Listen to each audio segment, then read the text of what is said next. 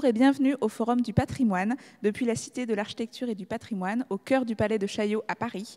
Ce forum est organisé par le magazine Atrium et Atelier d'Art de France, avec le soutien de la Fondation France Bois Forêt pour notre patrimoine. À mes côtés, Marie-Christine Labourdette, vous êtes présidente de la Cité de l'Architecture et du Patrimoine. C'est vous qui nous recevez aujourd'hui, je vous en remercie. Pouvez-vous nous présenter la Cité de l'Architecture et du Patrimoine? Quelles sont ses missions?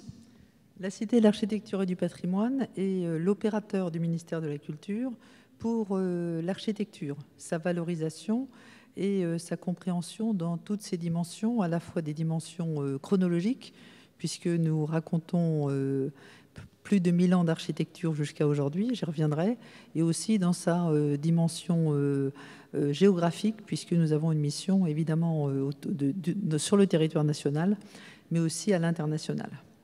Donc la Cité est un établissement public du ministère de la Culture qui rassemble de manière assez originale à la fois un grand musée national, celui du musée des monuments français, voulu initialement par Viollet-le-Duc pour présenter les chefs-d'œuvre de l'architecture française dans un parcours assez éblouissant de 1000 ans d'architecture à partir du 6e, 7e siècle, même pour certaines parties, plus généralement et de manière très systématique du 11e au 21e siècle, avec donc des moulages grandeur nature qui permettent de, traversant les galeries, de voir Vézelay, Moissac, des morceaux du Jubé d'Albi, des morceaux de la Chartreuse de Champmol à Dijon, des éléments aussi de l'Arc de Triomphe de Paris, des morceaux du Gros Horloge de Rouen, enfin de se promener dans un Tour de France,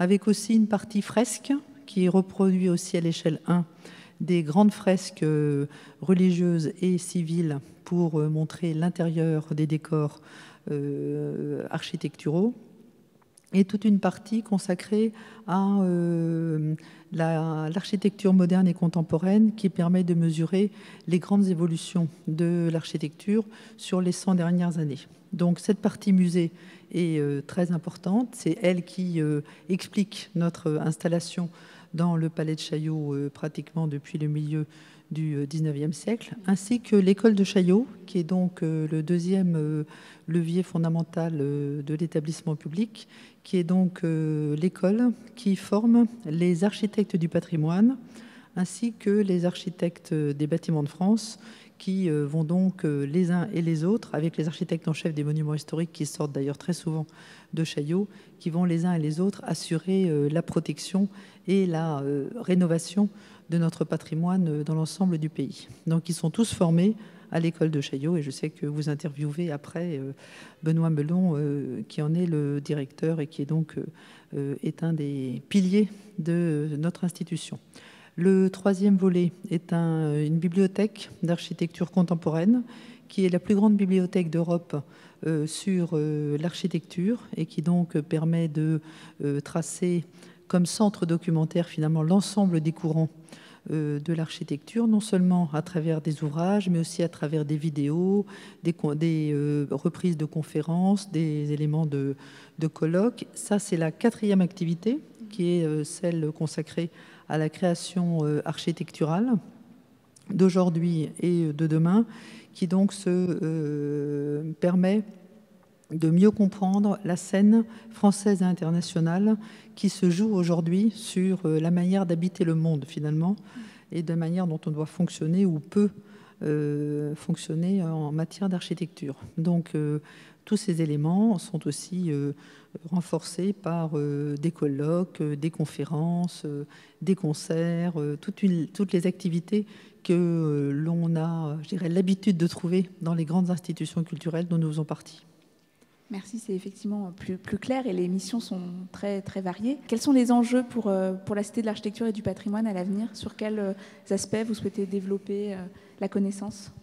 Alors nos enjeux sont celles de faire partager finalement à l'ensemble des Français, à la fois de notre public, des professionnels, des maîtres d'ouvrage, des maîtres d'œuvre, un désir d'architecture, et que tout le monde comprenne que finalement l'architecture est l'art le plus fondamental, celui dans lequel on vit, et celui qui mérite d'être compris mieux aimé, et que à travers cette épopée que l'on peut avoir à la fois sur le plan de l'histoire et aussi sur le plan de la compréhension des grands enjeux d'aujourd'hui, qu'on puisse vraiment inciter les gens à se rendre maîtres un petit peu du contexte urbain et environnemental dans lequel ils sont, en s'emparant des grands enjeux de l'architecture, en les comprenant, en les analysant mieux et après en pouvant parfois agir. Donc on est un lieu où on peut à la fois un lieu de connaissance, un lieu d'échange,